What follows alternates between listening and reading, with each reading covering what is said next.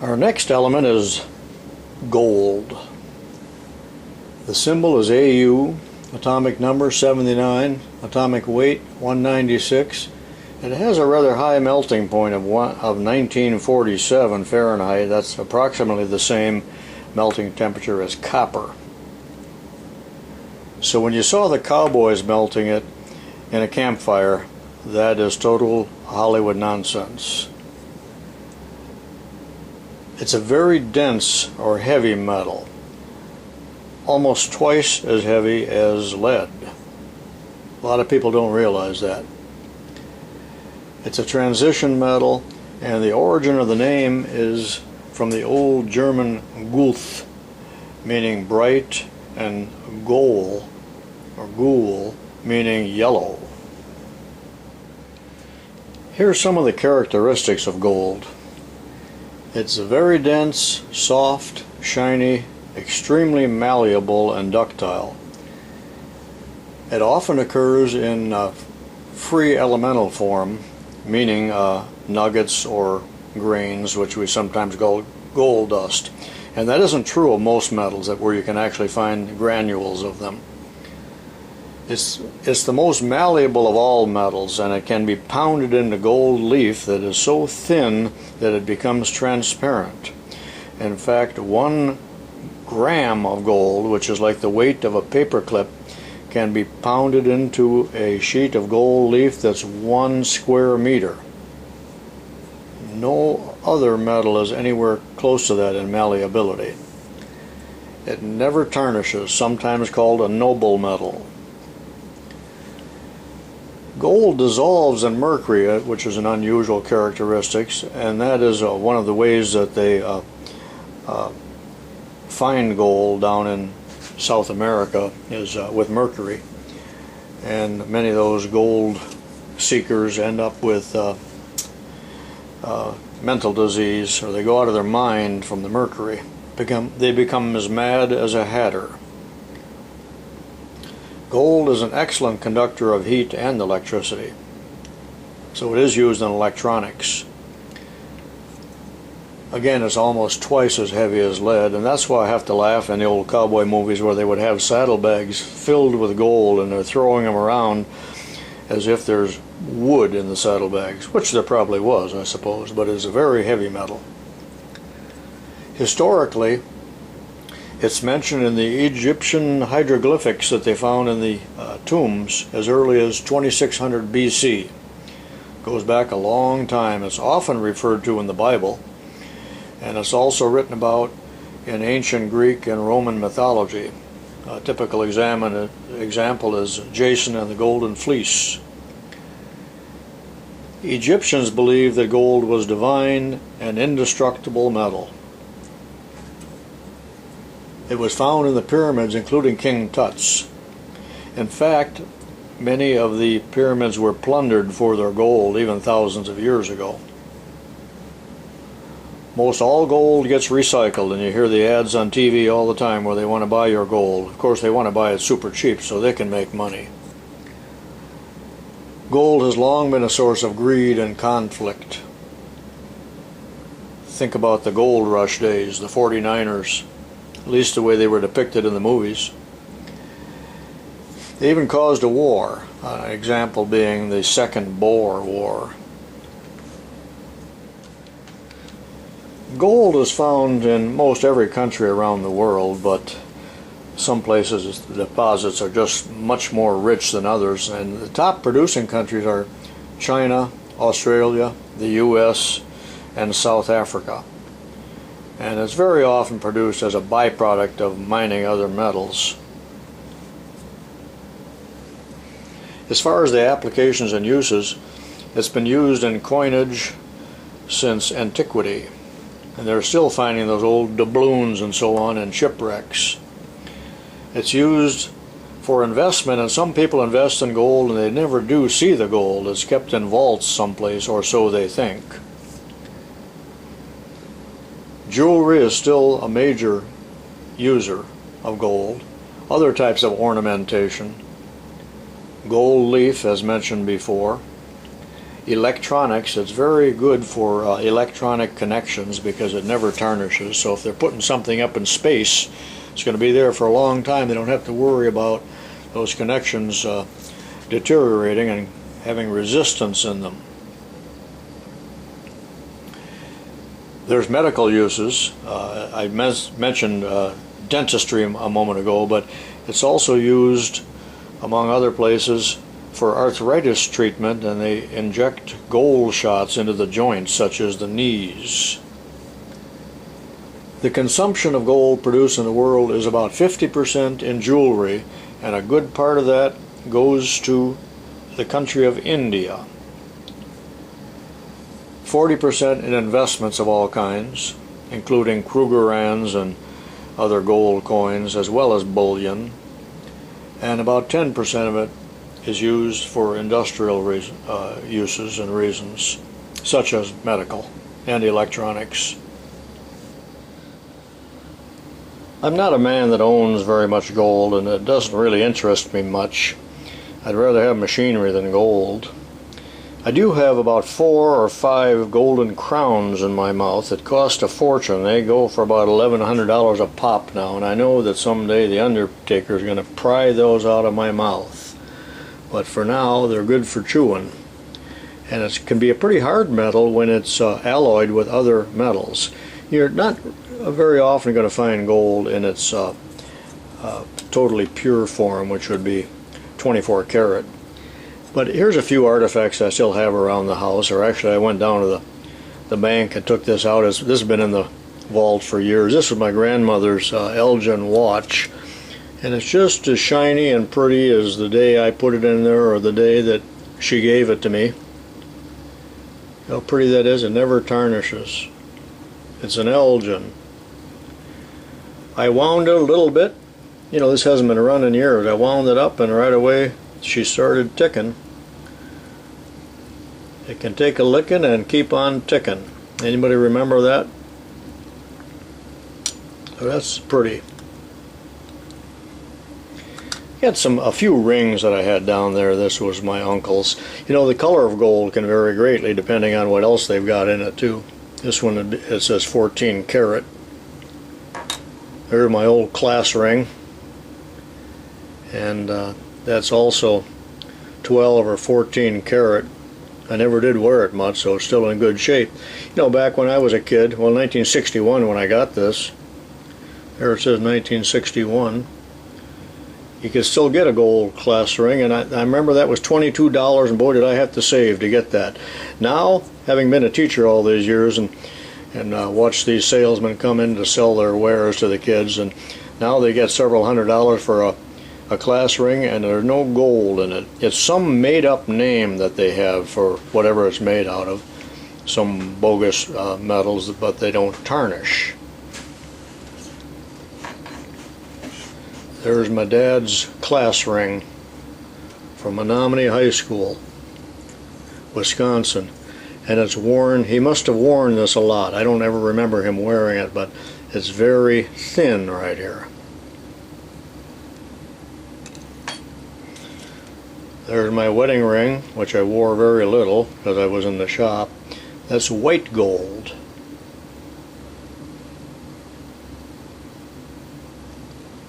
Also 14 karat, it says on it.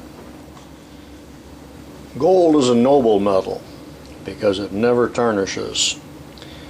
Again, getting back to gold leaf, they used to use a lot of that in signage when they would paint names on office doors, and they would put gold leaf on that. And gold leaf is so thin they'd have to put it on with a brush and they'd blow on it. I think you might have seen gold leaf being applied, and they use rabbit glue to hold it in place, but it's incredibly thin. Matter of fact, sometimes they in our decadent society, some people eat gold leaf. I've seen it on TV where they put it on some rich chocolate cake and gold leaf on top of it, and then they eat it. That is decadence personified, isn't it? But it's a wonderful metal, but it's not something that I have much interest in, and this is going back into the safe deposit box here later today.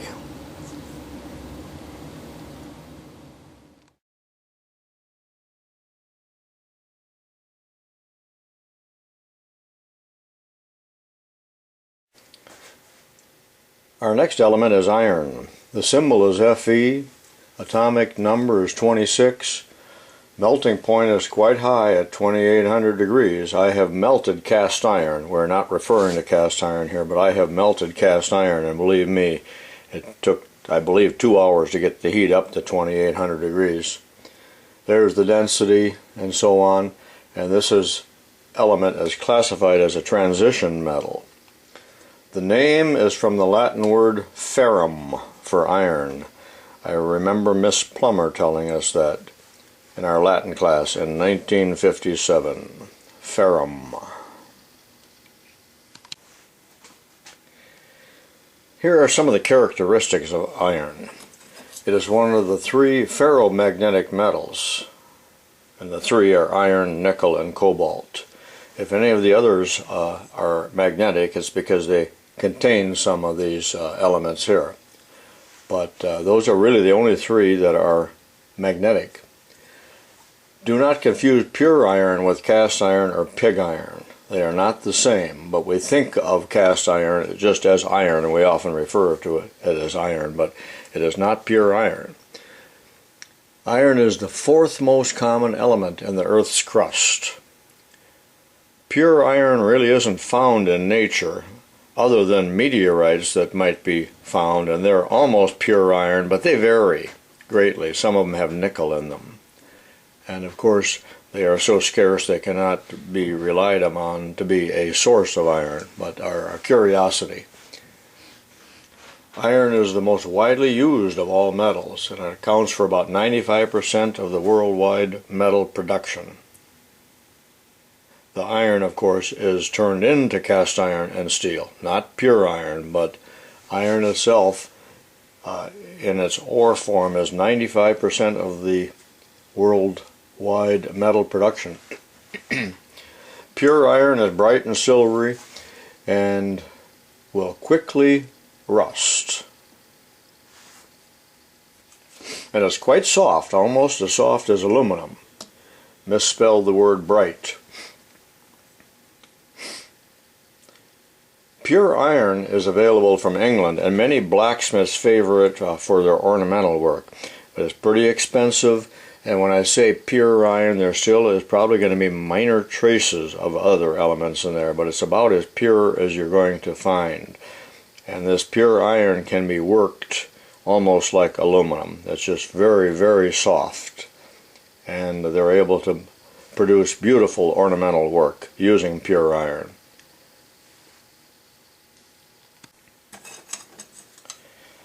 Iron is mentioned in the Bible. In Genesis 4:22 we have tubalcain, an instructor of every artificer in brass and iron. And of course that's where I take my name from. My name tubalcain, but I have respelled it as one word. Iron objects of great antiquity are much rarer than objects made of gold or silver due to how quickly the iron rusts and corrodes. So some of the things that are really, really ancient are damaged beyond use or beyond recognition, or we're assuming there was a lot of it that can't even be found.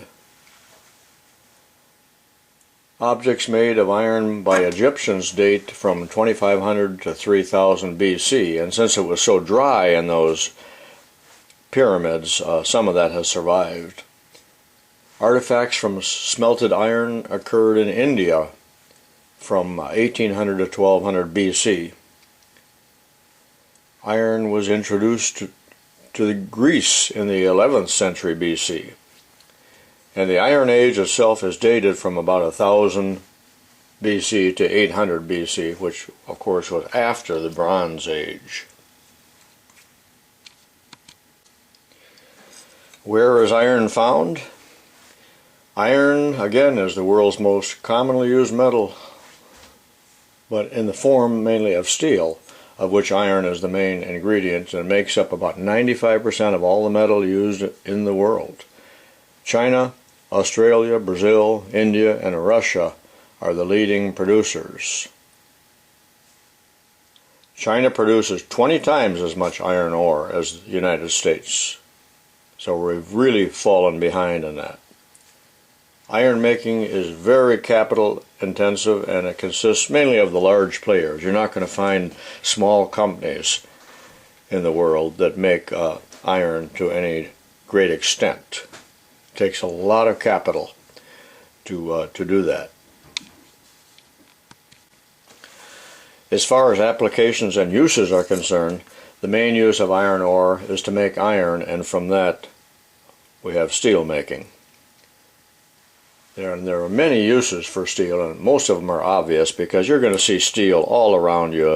If you look around the room that you're sitting in right now, you're going to find an awful lot of steel. And if you don't believe me, just take a magnet and check a few things. Iron is a very important ingredient in our blood.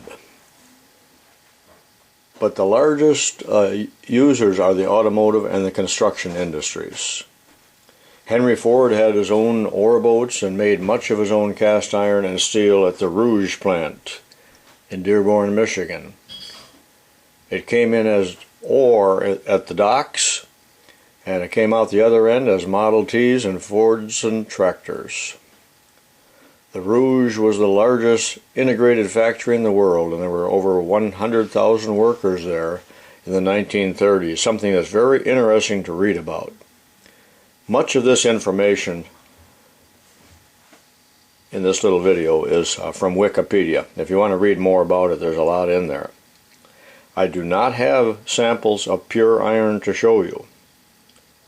Matter of fact, other than some blacksmithing work that I've seen in museums and on displays, I haven't seen pure iron very often myself. If you recall, sometimes the teacher would pass around little samples of ores and rocks and things like that, and I remember seeing pure iron in that form many, many years ago. But it's not something that you're going to see very often in its elemental form, but you're going to see it all the time after it's been made into cast iron and steel.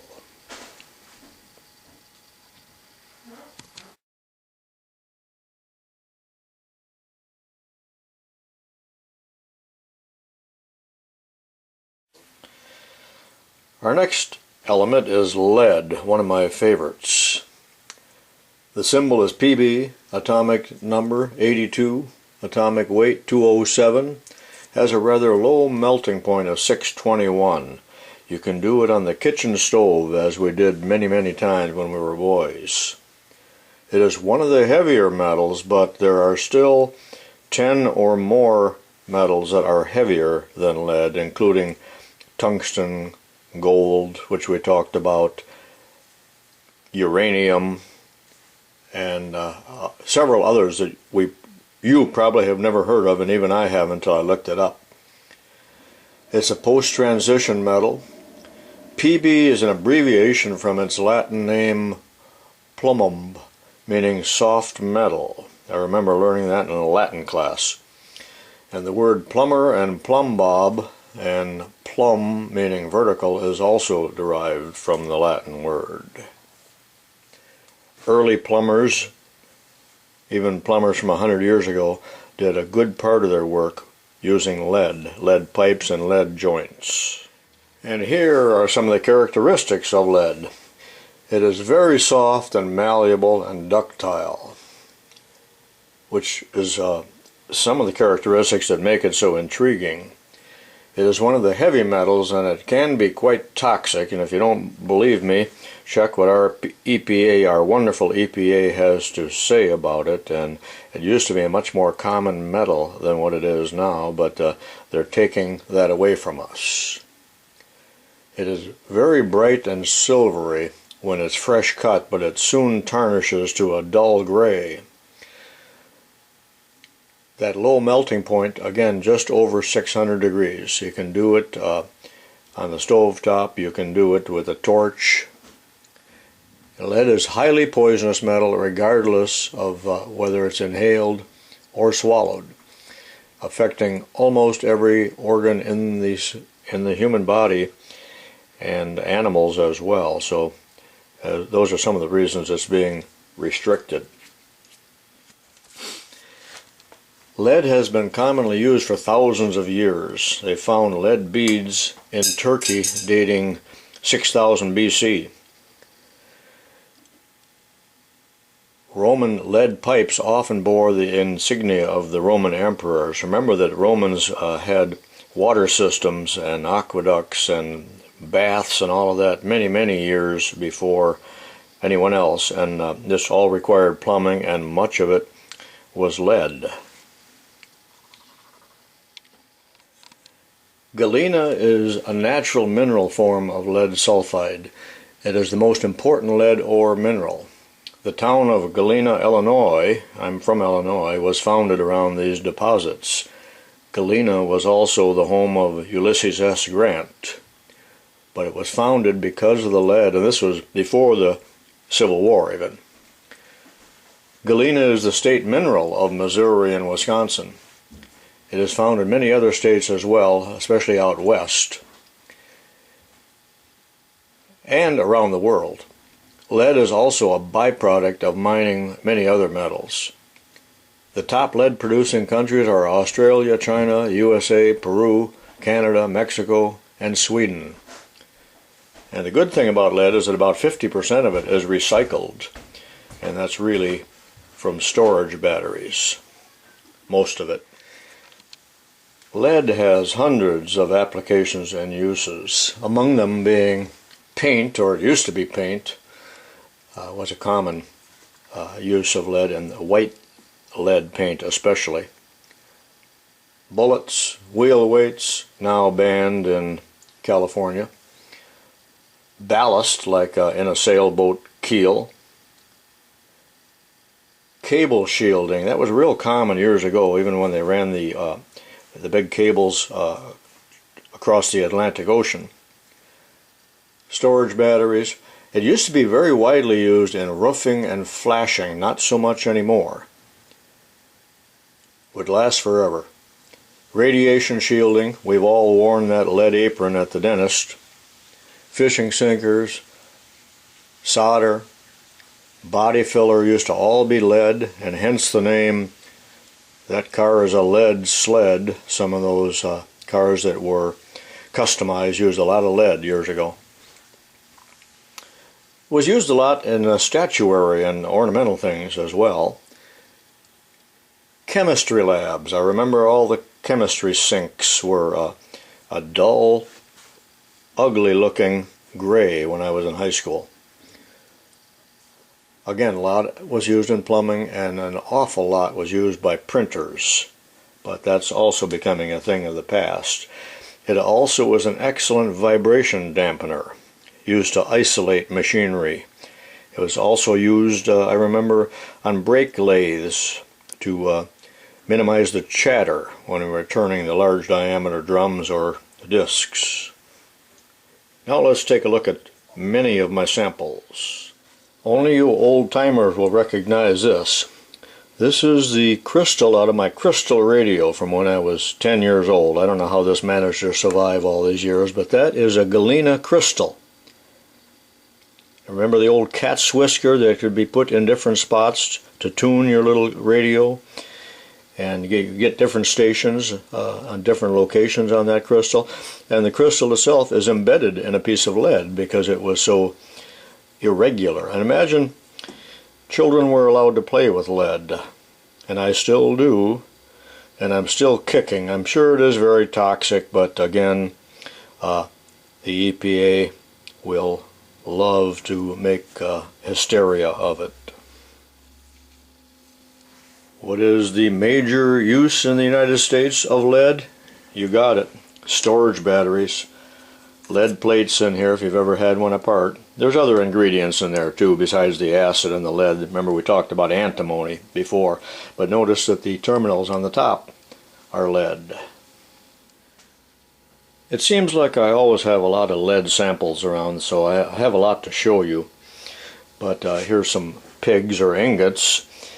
There's a big cylinder of lead. I don't know where I got that, but here's some smaller ingots, and there again is the bullet making lead, and that would probably is not pure lead, but when we get into pieces like this, it even says soft lead on there, which means that's pure lead. I remember selling this in a hardware store, and these pigs even came in, I think there was 5 of them in a row, and then you broke them off depending on what the customer wanted. It was usually for plumbing. Remember, plumbers always had a lead pot and a lead furnace that they carried around. Also sold a lot of lead wool at the hardware store that was used in joints for soil pipe. I don't have any of that to show you, but it looked kind of like steel wool, only it was made of lead. Back to the batteries, the terminals of the batteries are also usually lead, although I notice in some of the newer cars they're getting away from that. Again, the storage batteries are almost 100% recycled. All of them go back, it seems like, because they now are worth $6 or $7. And if the battery is changed at a garage, naturally it's going to get recycled.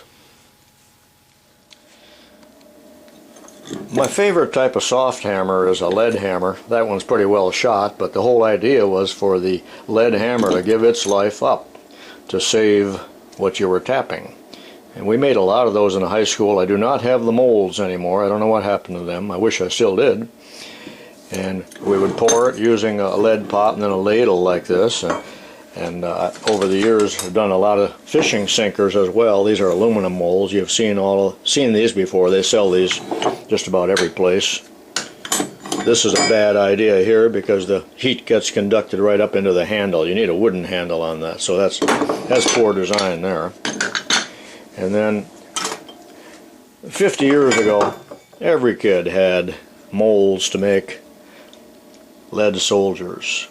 There's some army soldiers. The black is soot that we put on there as a release agent.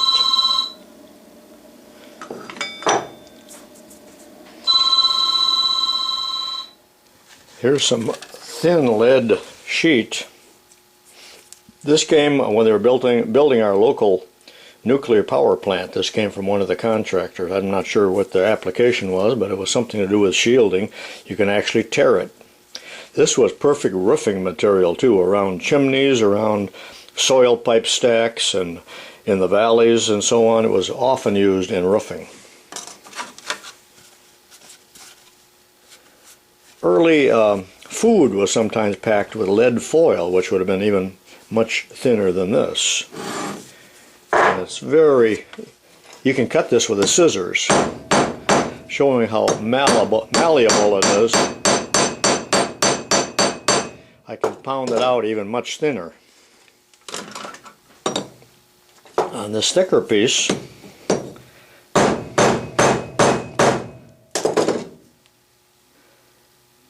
very soft metal.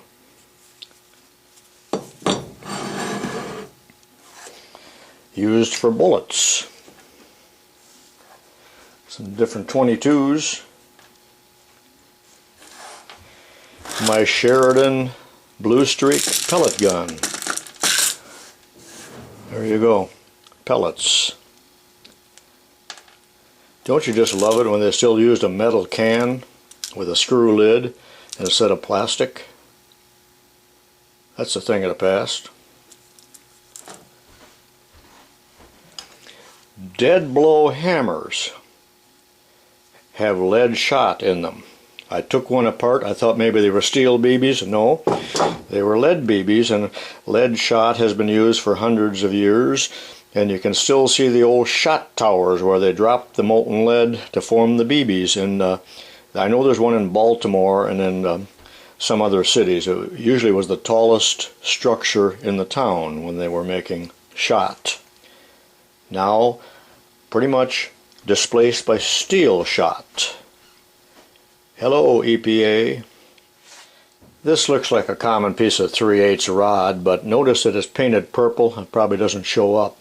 And I'm the one that painted it purple because that is the standard color for Lead-Loy 300 screw machine stock. They only painted it on the ends when you bought it, but I painted the whole thing so it could be identified. This is very free machining steel. If you're a machinist out there and you have never used any kind of leaded bar stock like this, you're still in for a treat, because you will be amazed at how freely it turns and threads compared to any common steel like 1018. It is, however, not weldable. The amount of lead in there is very small. It's probably way less than 0.5%. They used the lead in some brass or bronze also to increase the machinability. When I was a boy at a hardware store, I remember carrying paint up the stairs out of the basement, and I remember that when I carried black paint in gallons in one hand and white paint in the other, that the white paint was much heavier. I asked my dad, "Dad, why is the white paint so heavy?" "Because it's got white lead in it." And you know, they haven't made any good paint, house paint, since they took the lead out. See how soft lead is. You can literally carve it. And it'll be very shiny when you do that. One other thing I didn't mention yet is turn plate. Now, turn plate or turn iron was steel sheets or steel plates that were coated with lead, and the reason for that was it would prevent sparking when used in gas cans or gas tanks. It would protect it from corrosion, and turn iron or turn plate was used a lot in roofing and in roof flashing. Even when I was a kid, I remember it at the hardware store. It was used in gas tanks and gas cans, and if you scrape the paint off this old, I think it's a Briggs & Stratton, see how shiny it is. And the beauty of that was it prevented sparking as well as corrosion. It was also widely used in early chassis of radios and televisions, if you were to recall what they looked like from the back of the receiver set. And in other words, it was pre-tinned and ready to tin or ready to solder other wires to. So that was turn plate. Probably an archaic term. Wheel weights, again, we talked about them before, banned in several states. Way too dangerous. But boy, they did the job. Had a steel clip on them. That's not pure lead. There's antimony in there. Same thing with all the type lead. Here's some slugs out of, I believe they call them slugs, out of a linotype machine. Those were used just one time, melted down, went back into the lead pot, and then re-injected into, I think they call it a matrix. And they used hundreds of tons of this in the big newspapers like Chicago Tribune. Now the hot lead is all gone, and they use offset presses. Some of this was rather brittle, could easily be broken. Did you hear it snap? Again, that's the antimony in it. This one I don't think I could even break. These were spacers used in hand set lead to reduce the weight and reduce shrinkage. They had hollow spots in them, some of them. It's hollow in the end there. All a thing of the past. There's some bullets again.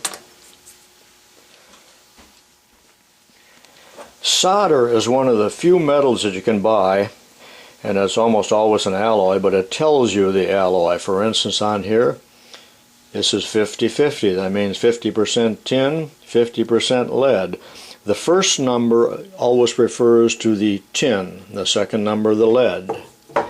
And here's one that's 60-40, so that's only 40% lead. We talked about Babbitt. Babbitt has lead, and it has antimony and other metals in there too, depending on the alloy. That was used in engine bearings and was very good for anti-friction applications. I don't know why it is, I always end up with a lot of solder. And again, solder will always tell you the alloy. There's 60-40 on a plastic spool, and immediately the labels come off. It's already missing on one end. I liked it with a metal spool, and that 50-50 will be readable in another 50 years. That's probably already 50 years old. So you could get solder in, sometimes they call it half and half lead, half tin, and you could get it in 60-40 and 40-60, and now you can get lead-free solder, unfortunately, because they claim that we have generations of people that are brain damaged due to solder used in the copper pipes. So now you can buy it where it's almost pure tin. There's one where I have no idea what it is because the label is gone, but it is much bright and silvery, so this may be pure tin. And some of that solder, of course, is solid. Some of it is hollow and has rosin in it for electrical work. Some has acid in it. And if it has acid in it, generally it's all corroded. The spool is all corroded. Solder can easily be pulled apart. Doesn't have great tensile strength. Very malleable.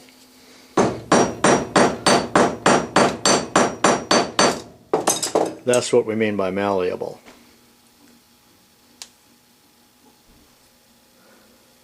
I hope I haven't beaten this subject to death, but that's the end of my little treatise on lead, a most interesting metal.